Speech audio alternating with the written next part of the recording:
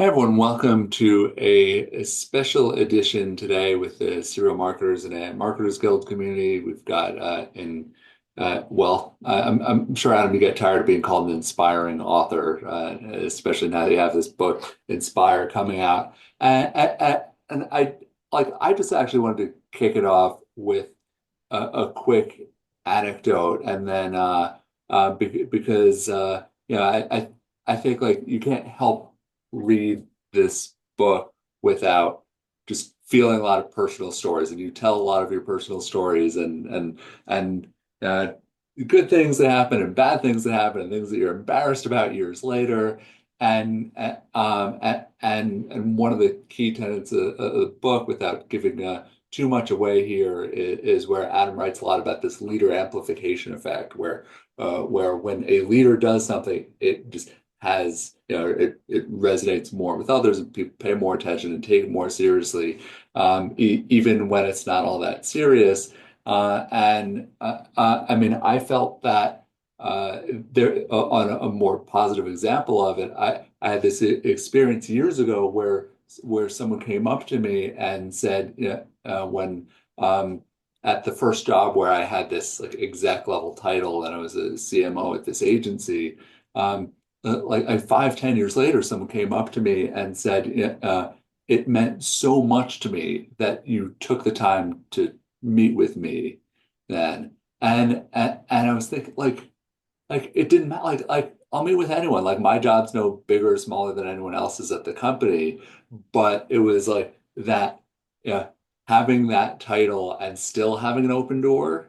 Yeah, like I should have appreciated then that like this was something that mattered even more, right? And so it's like how do you use that as a force for good, and how do you not stumble over some of those things where it can get you into trouble? I think it's just a great theme in the book. So I just appreciate you really crystallizing so much of this and putting names to things and doing all these things that great authors do. So Adam, I'd love to hear more about your take on the book and what we should know about it even before some of us have read it. But it's great to have you here. Thank you. Thank you so much for having me. Yeah, it's a great honor and privilege. You know, uh, you brought up the leader amplification effect, and I'll just tell you sort of the origin story of how I started doing research. So it happened in 2006, so literally almost 20 years ago. I was teaching the FBI, the Federal Bureau of Investigation, and this one agent at some point in the class started talking about a leader that really inspired him. And I noticed something really fundamentally changed in his persona as he described this inspiring leader. His eyes lit up. He got speaking quickly and animatedly, using his arms. Seemed to almost grow in posture and size. And it really struck me how much this leader had impacted this person, changed them inside, transformed them. Right? When he talked about it, it was like you could almost see this wellspring of hope and possibility rising up inside of him. And then a year later, I was teaching again the FBI, sort of ironically enough, and a different agent, kind of interrupted our conversation about inspiring leaders and said, "Well, I want to tell you about a leader that really infuriated me." Right. And you could see a different transformation, like the clenching of the hands, like the burring of the frow and the like the anger spitting out of him. And, instead of creating that wellspring, it was almost like what I called a seething cauldron of rage and resentment. And so one of the things I started to do then in 2006 and seven is I changed all my teaching to begin all of our conversations around leadership, which is just I asked people all over the world, tens of thousands of people, both through surveys and in person, on every continent, just two simple questions. Tell me about a leader that inspired you. But I asked them to be a scientist. Say, what was it about that person that really inspired you? And then I also asked them, tell me about a leader that infuriated you. Like, what was it about this person that really infuriated you? And I quickly discovered it wasn't very long till I realized that the inspiring leader and the infuriating leader really exist on this sort of continuum, right? So like people would say, "Oh, my inspiring leader was visionary. They could see this optimistic future," and then people describe the infuriating leader would say, "Oh, my leader was this pessimist, this pedantic, small-minded person," or they describe a leader that was calm in a crisis or courageously protected them versus, anxious and cowardly, or they described a person that empowered them, elevated them versus really diminished them and minimized them. And so I started realizing that they exist on this sort of like enduring continuum. And I think that continuum is really important because it tells us something fundamental, which is we're almost never always fully inspiring, right? Right. Even if you were unbelievably inspiring today, you might be infuriating tomorrow. And I'll come back to this later, but life also slants us towards the infuriating end of the continuum. And the second, I think, really big discovery that came out of this was that not only was there this inspiring, infuriating continuum, but it was made up of three universal factors. And so there's not a single inspiring attribute that is mentioned in one country that's not mentioned in every country in the world. It truly meets the fundamental definition of universality. And so I think it tells us something that we are hardwired, right, to be inspired or infuriated.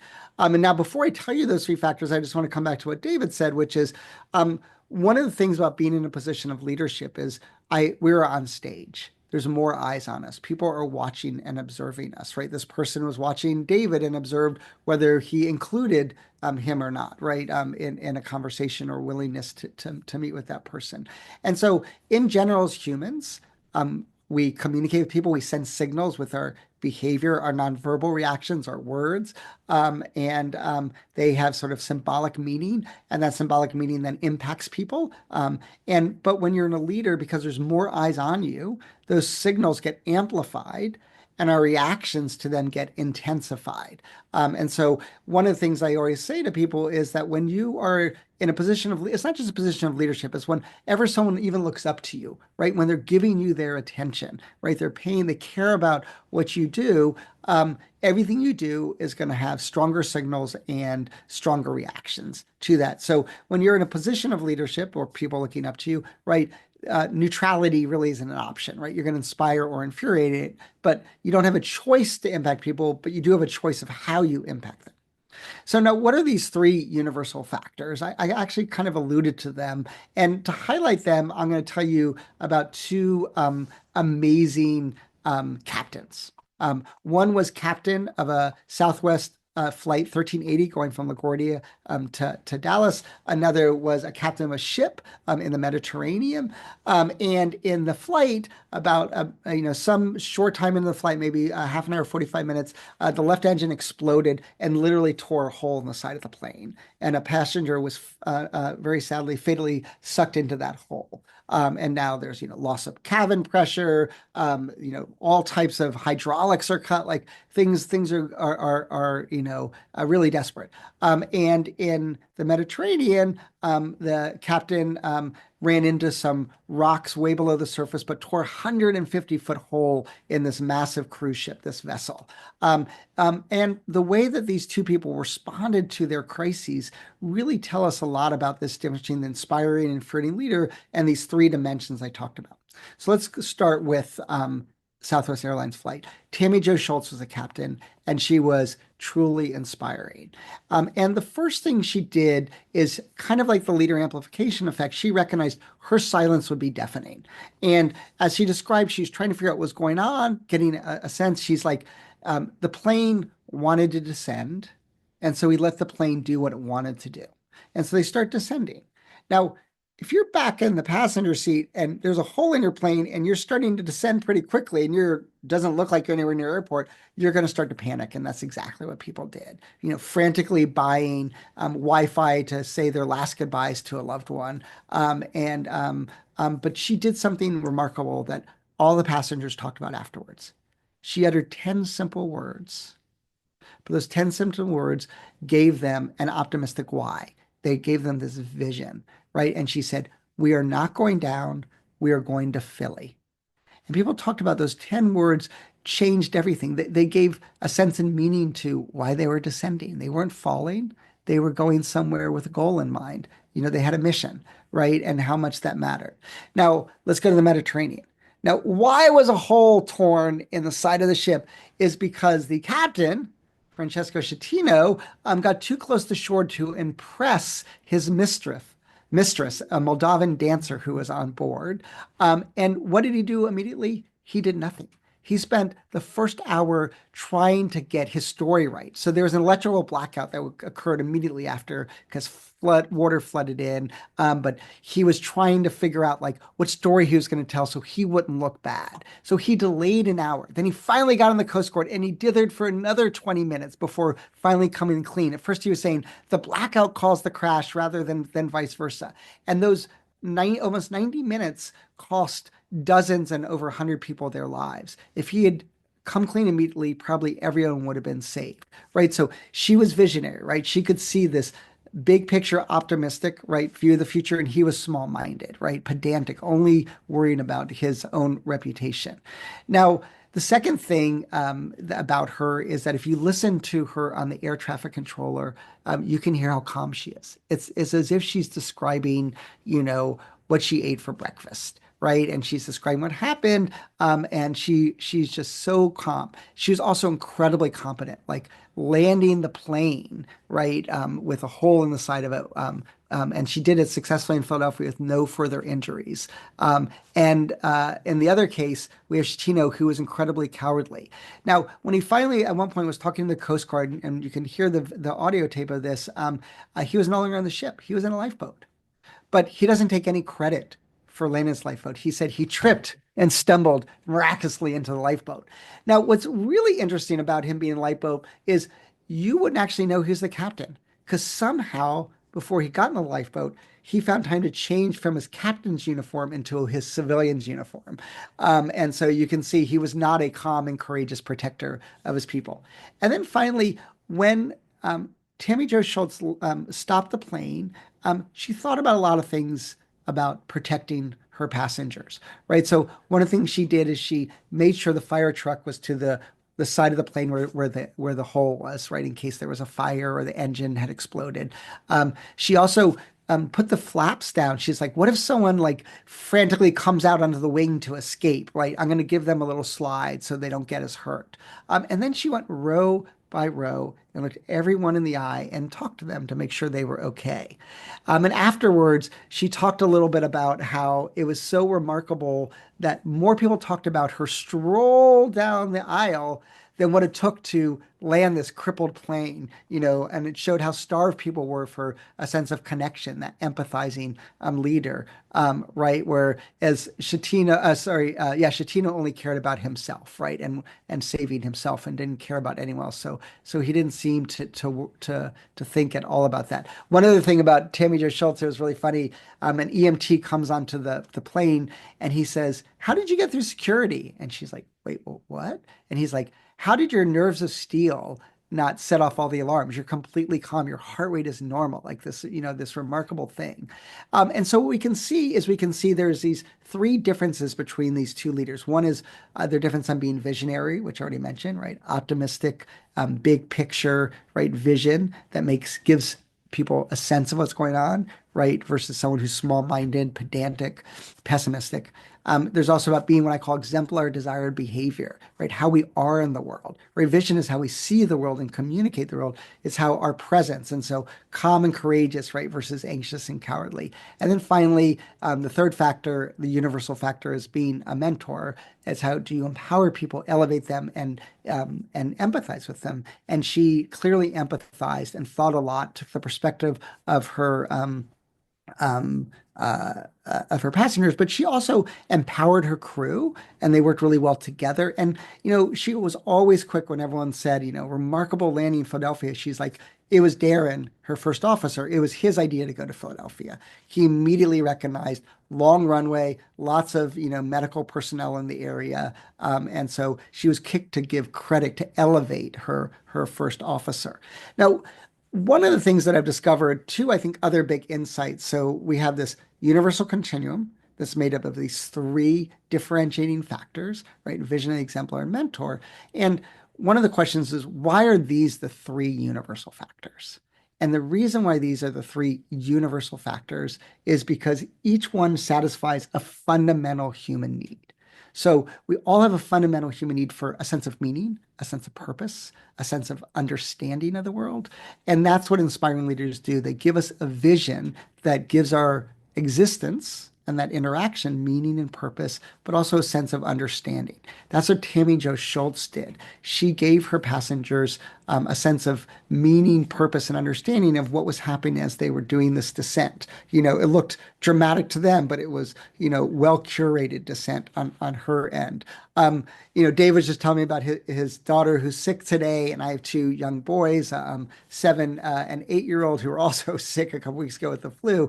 I've thought a lot about the experience of being a new parent. And if you actually look at the data are very clear that when you become a new parent, your life gets worse, dramatically worse, right? You barely sleep, you rarely shower, you almost never have sex, right? Your body's a mess, your mind is a mess, your house is a mess, but our species hasn't died out, right? So there's always sort of this puzzle for evolutionary psychologists and biologists. And so one of the things that if you talk to new parents, they'll often describe those deprivations, but they'll also say, my life just has this profound sense of purpose it never had before, this sense of meaning. So even if you don't have kids, we are biologically conditioned to crave a sense of meaning and purpose, right? Now was designed to extend our species, but at the individual level, it just shows that we have this fundamental desire for a sense of meaning and purpose. Now, to be an exemplar of desired behavior, it really satisfies a couple different fundamental needs. The first is maybe the most basic need of all, which is for safety and protection, right? Survival. Right. So that's why that calm courage matters so much. But another feature of being exemplar desired behavior is someone who is authentically passionate. Right. So we also want this sense of energy and propulsion going forward.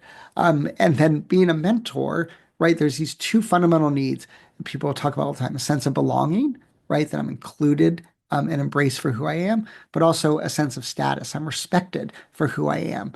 And so being a mentor, empowering people, like giving them responsibility and opportunity, elevating them, like recognizing their contributions and empathizing with them, understanding their context, right? All satisfies those three fundamental needs. And then the third insight, the first is this continuum made up of three factors. Those three factors satisfy fundamental human needs. That's why they're universal. And then the third really insight is I believe my book answers an age-old question, right? And that's bedeviled people. Are leaders in general, but inspiring leaders in particular, are they born or are they made? Is there something that, you come out of utero that is this inherent innate characteristics you have that makes you inspiring? And I think my research gives a definitive answer to this question, which is the answer is no. Leaders aren't born. They are made. And the reason why we know that is because there is a clearly systematic, identifiable set of universal attributes that make up the inspiring archetype. And because of that, we can study those, we can practice those, and we can develop those skills so that we're more inspiring more of the time. Now, want to just say maybe a few more points and then, open up for question and answer, because I think that's often, the best way of communicating. I've thought a lot about how we can be more inspiring more of the time. And I want to give you the big insight of my research over the last 20 years is the power of reflections. And so when we reflect on certain types of experience or aspects of ourselves, they can put us into a more inspiring frame of mind. And I want to give you a little reflection for each one of those little, the three universal factors, but then give you a broader construct for a way of thinking about it. The first is, how do you get into a visionary state of mind? And the research is very clear that we're able to see the big picture, optimistic big picture, when we reflect on our values. and why they matter to us. And I want to tell you a little study that I did, one of my studies I'm most proud of. We worked with a Swiss employment agency, and the Swiss employment agency in Switzerland, to get any unemployment benefits, you have to register at this agency in person. And for half the people that came in over a period of time, we asked them to reflect on their values. We said, so take your top 4 or 5 values, then put them in a hierarchy where one value is more important than the other values. Think about, why do they matter to you? Like, why are these your 4 or 5 values? And then third, how have you demonstrated those values in your life recently? Now, 2 months later, we found that the people who had reflect on their values were twice as likely to have a job 2 months later. The effect was so pronounced that we ended the experiment and gave everybody the values reflection intervention. And so reflecting on your values really grounds you, right, in that bigger picture, but it also infuses you with a sense of optimism and agency that I think is really important. Reflection in 2003, because I wanted to study the psychological effects of power. And the thing I was worried about is, if I assign, David to be the boss and I'm the subordinate, and then I look to see how each of us behave, well, we may behave the way we behave, not because we had a tendency to behave that way because of our power, because we thought that's what we were supposed to do based on the expectations for our role. Or maybe, David as the boss has more things to think about, and he's under more cognitive load, which is harder, that might produce certain things. And so I created this little reflection task. I asked people to think about a time when you had power, you were in control of a situation, and asked them to tell us about that power. Now, since I created this reflection, this exemplar reflection, as I like to call it, in 2003. It's been used in hundreds of studies around the world. And the data are very clear that there is a strong evidentiary foundation, scientific foundation for this. And one of the things that we've discovered is that it really affects so many different aspects of being inspiring. So one of the things I've shown is that it makes people more confident. It also calms them down. So as researchers in Europe gave people, hooked them up the physiological before a very stressful event.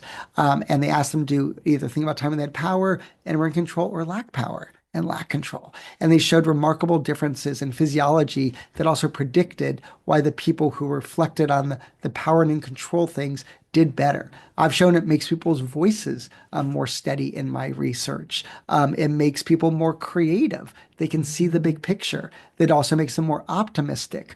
And it just has all of these, makes people more authentic, feel more authentic, in touch with who they are. And so this reflection, not only makes you a better exemplar, also makes you a better visionary. And it's really powerful and transformative. In one study we did is we asked people to fill out a job application. And we gave them this high power or low power reflection task before they did it. And then we had them put their applications in an envelope and then send them to someone to evaluate. And the person didn't know anything about the experiment, didn't know about the power intervention, but they evaluated the applications more positively when someone had reflected on power. And we analyzed, what was it about these applications, these letters that were so different? And there's really confidence, right? The sense of confidence and optimism that really imbued and infused them. And then finally, now thinking about your values and thinking about your power and in control situations doesn't necessarily make you a better mentor. And so one of the things I've studied longest in my career is the power of perspective taking.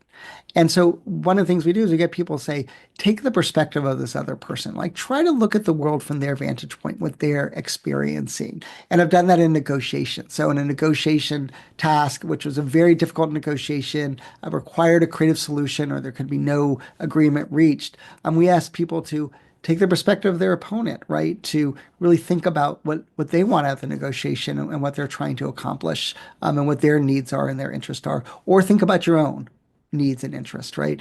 And we showed that the people who engaged in the perspective taking reflection were almost twice as likely to come up with this creative agreement, right? So we can get into a visionary state of mind by reflecting on our values. We can get into an exemplar and visionary state of mind by reflecting on our powerful and in control experiences. But we can get into that mentor state of mind, that inspiring mentor state of mind, by really taking the perspective of others. Now, I've also come up with a larger principle of reflection that I think is really critical, kind of the examine life. And I've come up with an acronym that I call REAP. And I chose this because REAP reap what you sow from the Bible, right? What does reap from you sow the Bible say? It says the energy we put out into the world is the energy we get back. If we put inspiration out, we get inspiration back. If we get infuriation out in the world, that's what we get back, right? So we reap what we sow. Um, mine is a homonym of this, so it's spelled differently. It's REIP.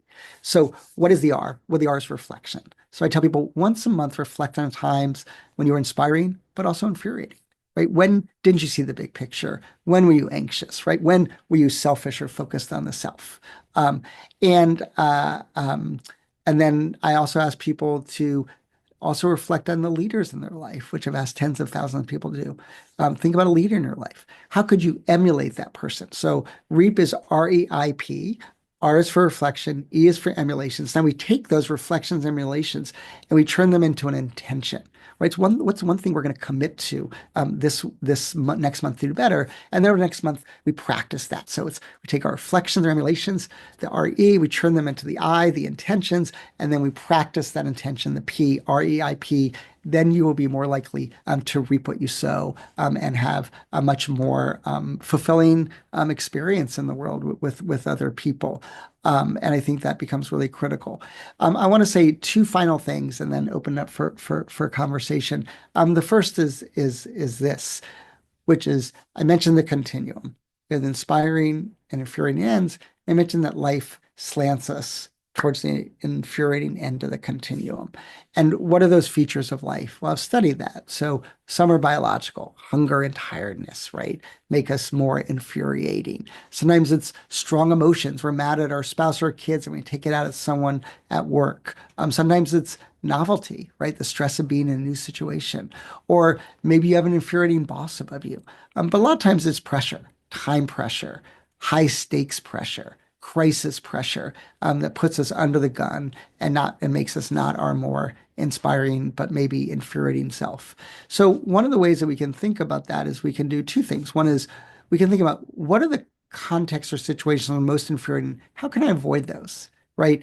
I'm someone that I can go a long time without eating. It doesn't bother me. But other people, they become really hangry, as they say, right? And if you're one of those people that when you're hungry, you're infuriating, you have food with you. If you're one of those people who become infuriating when they're tired, you make sure you get enough sleep. So there's this sense of self-discipline that goes into it, right? That really matters. But sometimes we can't, right? We can't. Time pressure, there's a deadline. We can't move it, right? And so what do we do, in those types of situations? And I think one of the things we do is we can set ourselves up for success by knowing in advance that this thing's going to be pressure filled. So how can I create more psychological time, if you will? Like take a step back. How can I remain calm in that situation so I can still see the big picture? And the more we prepare for that, the better off we're going to be. And I want to end, David mentioned the leader amplification effect. And it's not just scary. It's not just, our criticisms become humiliating criticisms, or I need to talk to you, send shivers down our spine when it's from our boss, or our boss doesn't respond to an email and it becomes deafening silence, right? But it can also be used for good, right? Compliment can become glorious praise. And there's a president of a company with 1,400 employees. And he told me that every morning over his cup of coffee, he sends out an email to a couple of people, thanking them for something they did or praising them or giving them a compliment for something that some effort accomplishment they made.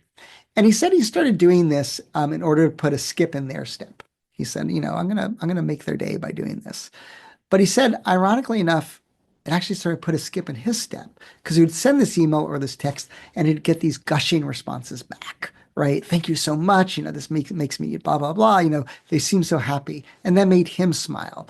And my late colleague, Kathy Phillips, who's one of my dear friends, who unfortunately passed away a few years ago, she used to like to use this phrase, pour love into others. But she also acknowledged the reason why I pour love into others is because I want love back, right? And that's exactly what this CEO, the president was getting of this bank is that he was pouring the love into others, but then he was getting love back. And that was putting a skip in his step. And so I like to think of, infuriation creates a vicious cycle, but inspiration creates a virtuous cycle where we spread the seeds of inspiration and make the world a better place. Oh, love So that. ha- Uh, it, yeah, and it's wonderful. It's yeah, it's even I feel like elements of sermons in here, and yeah. Yes. I mean, there's one thing, like especially as you're telling this story, and I read in the book like of the pilot and the cruise captain, and yeah, it's like and that I mean the story of the cruise captain. I mean it feels like I've never seen a movie villain like that cliche, right? Yeah. If you write a character like that, they'd send it back and say, like, come on, like there's no way that this is real. And you remember that some people are actually like that. I'm curious if you were able to see anything either for these specific instances in terms of like what happened in the years before this, and also in that more general sense of because sometimes like you see the story of this amazing pilot or someone like Sully, of course, has to come to mind when you're reading about bravery in the skies, and some people just like and might have it in them all along, like this is the moment they're tested, and um, but then, but like on the negative side of it, it's like how is this guy promoted this far, right? Like how did he get that this many lives at stake under his command when he seems to be doing nothing, Yeah. like show no empathy, no concern whatsoever. It's like how do you prevent that from happening when someone seems so unfit and unwilling to learn how to be a leader? Yeah.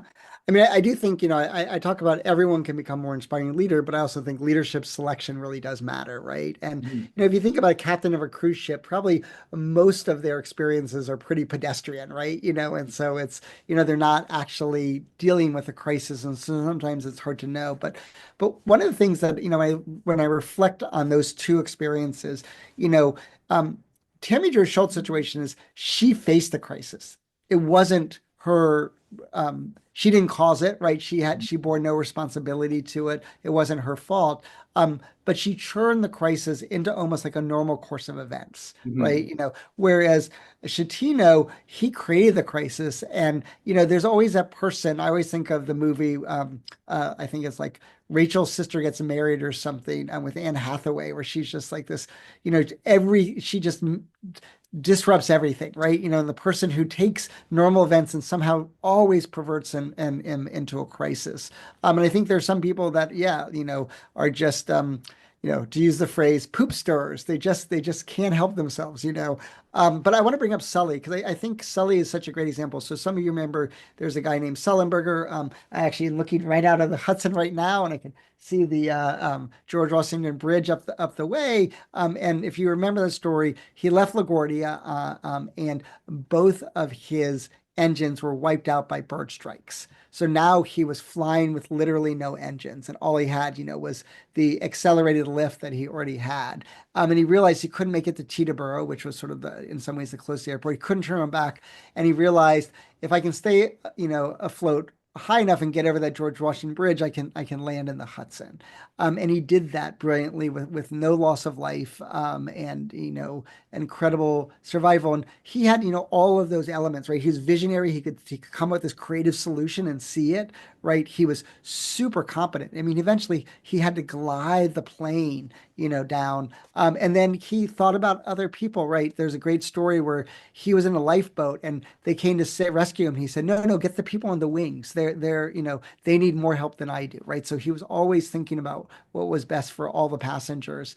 Um, and so people, wanted to understand what was it about Sully that allowed him to do that. Now, there's something remarkable about Sully, which is he was actually a licensed glider, right? So of all the people in the world that would maybe take a flightless plane and be able to land it, it would be him because he understood the principles. So there's something about you have to have ability, you have to have competence, right? But people also talked about, someone told the story that said, this is why Sully did what he did. And it was a really simple story. They landed one day, it was late at night, and there was no one there with the wheelchairs for the passengers who had to get off the plane. And he said, my thinking was basically, okay, there's no one there. It's late. I can go get the wheelchairs, and then I'll come back and I can finish my things I have to do in the cockpit afterwards. And so this idea of the pilot leaving the cockpit, going to do this, very low level job, right, which is get the wheelchairs. And so people call them Sully moments, right? These moments where he showed the ability to see the big picture and not be like, that's not my job. I don't pick up the wheelchairs. Be like, okay, what needs to be accomplished for us to have a successful flight today, right? And how can I contribute to that? And again, that's seeing the bigger picture. And so I think there is this element to that. At the same time, though, I just want to emphasize, like, one of the big themes of the book, I didn't get a chance to talk about this, is about that leaders are architects, that we can design worlds so that we open the right channels so that people can be successful. And, there's always a story of the person who went from this division in an organization to another division, and they were like, the lost soul in this one and the shining star in the new one. And sometimes we just need a change of structure, right? A different boss, right? That allows us to be more successful. So one of the things that I always say to people is, can you redesign the situation, that maybe it's the design problem and not a person problem. I'll just share one quick story about my sons, which I really love this story, which is, so I had a first grader and a kindergartner, and I took them to school every day, and I love taking my kids to school. But my first grader is the oldest son, firstborn, type A, hypersensitive to being late. And they both started school at 8:25. And the kindergartner was the second floor, and the first grader was on the third floor. So I dropped the kindergartner off first, and the first grader would just get so frustrated. Because Aiden wanted a long goodbye with me. My kindergartner wanted a long goodbye, and he was slow getting stuff out of his bag. And he was like, Aiden, just hurry up, and he'd get so frantic and then march upstairs and be so angry. And, this went on for weeks. And then one day I had this epiphany. I was like, what if we just switch the order? So I said to the boys as we're walking to school, I said, what if I drop Asher off first, and then Aiden and I can walk down together to the second floor and drop Aiden off? And it was like the most amazing solution ever. Asher got to his classroom on time. He wasn't stressed. He hugged me goodbye versus before he would march off in a huff without even saying goodbye to me. I could go downstairs with Aiden. He got as much time as he wanted, under no pressure.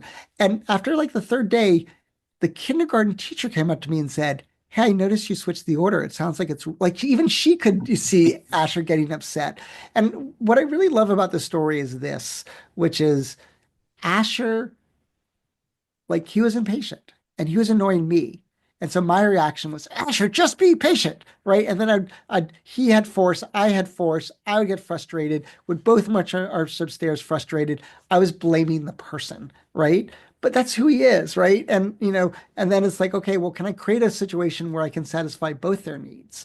And so rather than, blaming Asher for being impatient, it's like, is there a way for me to eliminate his impatience that doesn't have any negative consequences, right? And that's sort of one of the things, just a related story about kids.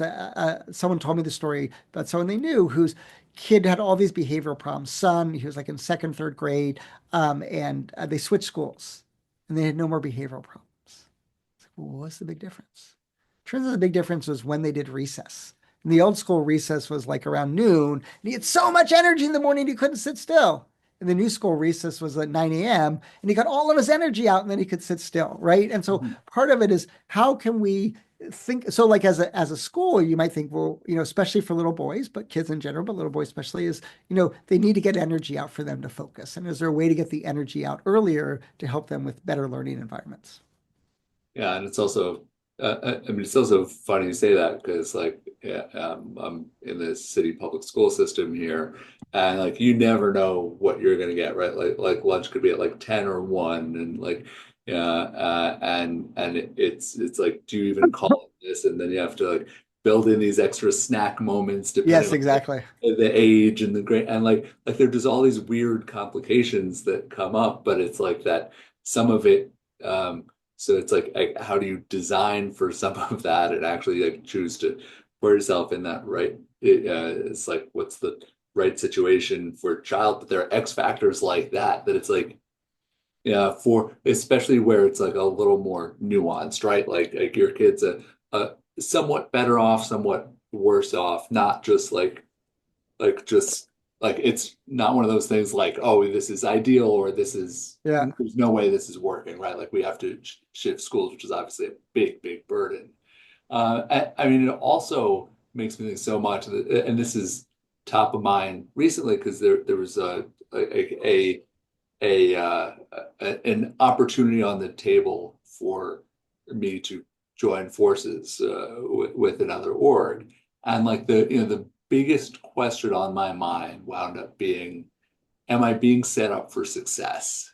Yeah. And that to me is so much like when you talk about leadership design, it's like, and I was thinking to other recent bosses and other kinds of like just different scenarios, and I'm like, who did I feel was setting me up for success, and who wasn't? Yeah, and maybe a couple in the worst cases were setting me up not to succeed. Yeah.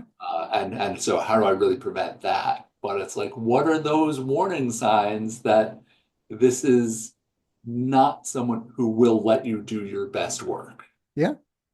Uh, I think that's totally right. And I think that a lot of times one of the things I teach in negotiations is, we negotiate for our package, our compensation package, but we also want to negotiate for things that are going to help us be successful. And one of the things that really opened up, we some of you may remember it was about 7 or 8 years ago now, but Columbia had basically the longest losing streak in the history of college football. They hadn't won a game in like 3 seasons, and they hired this coach who was in retirement, who used to be at Penn, one of the winningest Ivy League coaches of all time. And within like 3 years, they went from, no wins to, I think, an 8-2 record. Like just incredible turnaround. And so I interviewed him, and I wrote a case about him to really sort of understand what it was.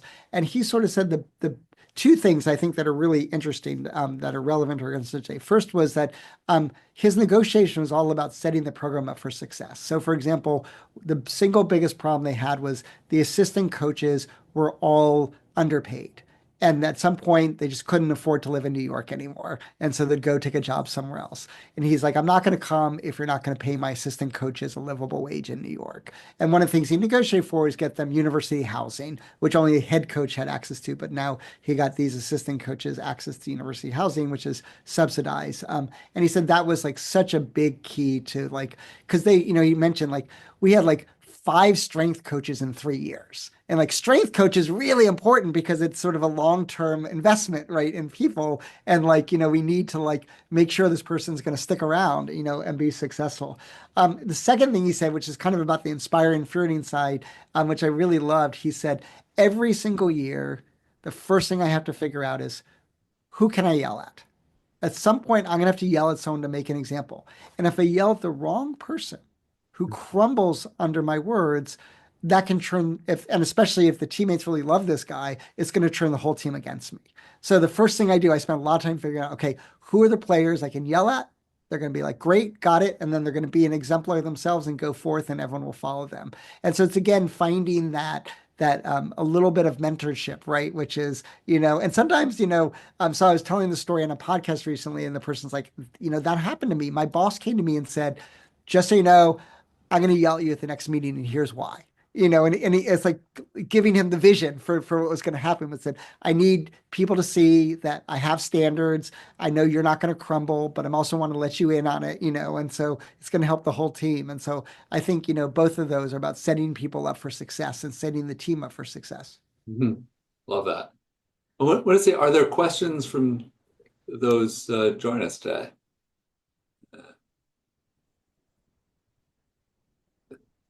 Steve. Hey Steve. Adam, what a great chat, and I knew both those incidents, of course, the Southwest flight and the cruise ship. I never heard the story about him saying he tripped into the lifeboat. That's Yeah, he unbelievable. stumbled into the I lifeboat. mean, and to David's point, like, how'd that guy even get to captain? That's I know. what I mean. That's just almost want to reverse engineer. Like, what was his career path that he managed to be in charge of a ship like that? I was just curious, going early on. You talked about teaching with the FBI. I was curious, what were you teaching? Uh, So I was teaching sort of like I guess high stakes decision making. Sort of how do we make decisions in very stressful situations? And Okay, that makes the sense. Kellogg School of Management, where I used to be a professor at Northwestern, they were hired after 9/11 to do like I can't remember, like a 7 or 8 year program with FBI agents, and hundreds of agents came through during that period. Mueller was the director then who hired us, and so they came probably 3, 4 times a year. And so I always taught like there was like a 3 day program, and so I taught like one of the 6 sessions that they had during that 3 day program. It was really great. Well, that's interesting. Yeah, they have to make some high stake decisions, I'm sure, in their job. And then I just wrapping up there, I think that's, we a lot of these books and things and I'm really looking forward to reading yours. Congratulations on the release. Um, there are a lot of business examples and leaders, which is great. But I think, dissecting some of the things that sports coaches, successful coaches and things do, like you'd mentioned in that example, is really a good way to look too. Because oftentimes I've found coaches are incredibly inspiring, and they've probably got some great techniques. So I'm wondering if there's more of that in your book as well. Yeah, yeah. I mean, I think there's a way to. I mean, the way that I would think about it again is that like being an inspiring, I also got inspiring parents, right? And I talk about parent amplification effect, right? And I think that like the principles are so universal that they can be applied in so many different circumstances, right? And, you could even be an inspiring kid to your parent, right? To lead them effectively, right? And, how to be an inspiring teammate. And I think it's these principles that allow us to do. One thing I just want to come back to is, I coined a phrase that I really love, which is different people have different needs at different times. And so one of the big thing is, what does this person need at this moment, right? Do they need me to give them a sense of meaning, right? Do they need me to protect them? Do they need me to elevate them, right? And so what is it that people need, I think is something that really is really important. I saw there's a question in the, Yeah, Shelley has a great uh, question here. yeah. Uh, yeah, Shelley's asking, you spoke about your type A son and switching up the order. Can you give some for tips for neurodivergent people like with ADHD? Yeah, And I mean, I mean, well, like, let's go back to that little kid, right? Who was a problematic kid and was basically almost forced out of the school. He was diagnosed with, ADHD. They wanted to give this kid medication. His parents didn't want to medicate him. And so they recognized, right? The problem was he had energy that he needed to get out, right? And so part of it, again, is I want to go back to thinking like an architect, thinking like a designer is what can we do to set people up for success? So one of the things that we know about neurodivergent people is, let's just take someone with dyslexia, right? There's so much evidence that there's so many people with dyslexia who are brilliant, right? And they can learn information so well when it's presented them auditorily, right? And so, some of one of the people, that Dave and I met through is a guy named, John Levy. He's like, I can't read, but I listen to everything on audiobooks, right? And then I can process it and do it. And so, sometimes you can think of different ways of presenting information, different ways of even testing people, right? And so, I know one teacher who, she in every test, she has some reading comprehension, and part of it is what they read, but part of the reading comprehension is something that she reads and they listen to. And so she can make sure that people who only learn that other way still are given some opportunity to demonstrate their abilities. I'm a big fan of diversifying communication channels in general, right? Because some people process information better in person. Some people process information better in a variety of different ways. And I'll just tell you, I'll give you one example from my own experience. So I have a twin brother, surprise twin. We were surprise twins. But in third grade, he got into the gifted and talented program, and I didn't. And then in sixth grade, we took the test for going to junior high school. And he got into it, isn't like all of us got the IQ test, but based on the IQ test, he was selected to get in the gift in the program, and I wasn't. And I don't remember the third grade one. I remember the sixth grade one. I remember crying when my parents told me. It just felt so humiliating. And so my parents asked the school, can Adam retake the test? And they said, yes, you have to pay for it. And you're going to have to hire someone to give it to him orally, basically. And I crushed it and I got into the program. And then I remember in Psych 1 at Harvard, where I was an undergrad, the professor presenting a finding about IQ tests. He said, people who are more socially oriented and learn through interaction, they can do almost a standard deviation better when the test is given in person than on paper. And that was exactly me. When I was looking on paper, I was like, I just don't do well on standardized tests, but I do really well in conversing and talking to people.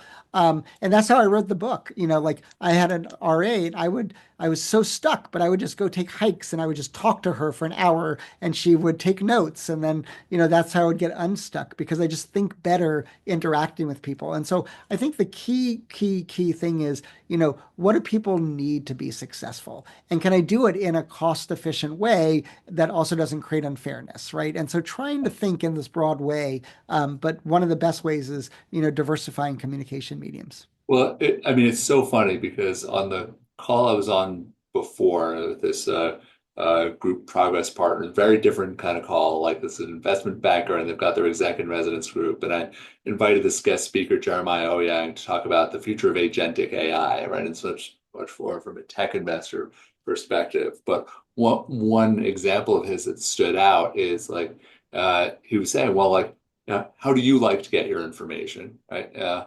And how do you so when do you like to get it, where do you like to get it, right? And so do you like it in depth or in summary? Do you like it, what do you like in audio, visual, images, text, all of these kinds of things? And then and that regardless of the source, this might be a little bit unnerving as, say, a writer, as I am as well, or like a content producer in any form. But regardless of how the content is produced, and it's funny, like I'm someone who's very against podcast, right? Like I love audiobooks. I won't listen to a podcast because it disrupts my audiobook flow, and then I get like I just need my books, right? Yeah. So, but if a podcast was presented to me as a series of articles or a book, like I'd probably read some of that, yeah. And this kind of thing of using this, like where tech is going to actually help us uh, and empower us in a way, and it like especially where it could hinder one's participation in some ways, like for neurodivergence, where if you don't have this format, like you might miss out on like having someone in the G&T class where they belong and like in the right environments, right? Or some things where it just like helps people be some of their best selves. It's a refreshingly positive take on something that could have some very mixed ramifications. Absolutely. And I do think, one of the biggest things is also I talk about in one of the chapters, inspiring fairness, right? And so one thing we just have to think about is what is fair to people, right? And what is the fair to a larger group? And how do we meet people's needs, but do so in a way that's equitable? And I think it is really, really important.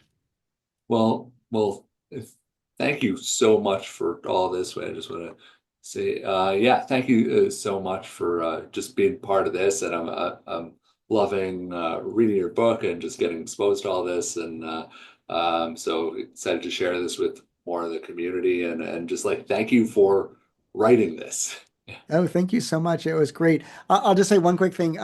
Todd Kirby, who I see his picture, he's got such an amazing smile in his picture. It's so warm and generous. And so I basically gave the talk today to Todd because his smile was so reaffirming. And so I felt like I was interacting with Todd the whole time. So Well, Todd, thanks for the assist here. I see your Yeah, background and not you. And yeah. I was off camera for that reason. Thanks everybody. Here's my real face and oh smile. Nobody yeah, wants, but yeah. No, it was thank you very for sweet. It that. was very sweet. It was just because you're in the center of all the people. So I was like, I kept thinking you're a real person that was interacting. Well, you are a real person, but I was actually I, interacting with you. yeah. Well, I appreciate that, Adam. This is very inspiring yourself. You're an inspiring communicator yourself. So somebody should write about you. There you go. Well, I don't know about that, but thank you. yeah, Well, thanks so much. I really appreciate it. yeah, thanks everyone for coming.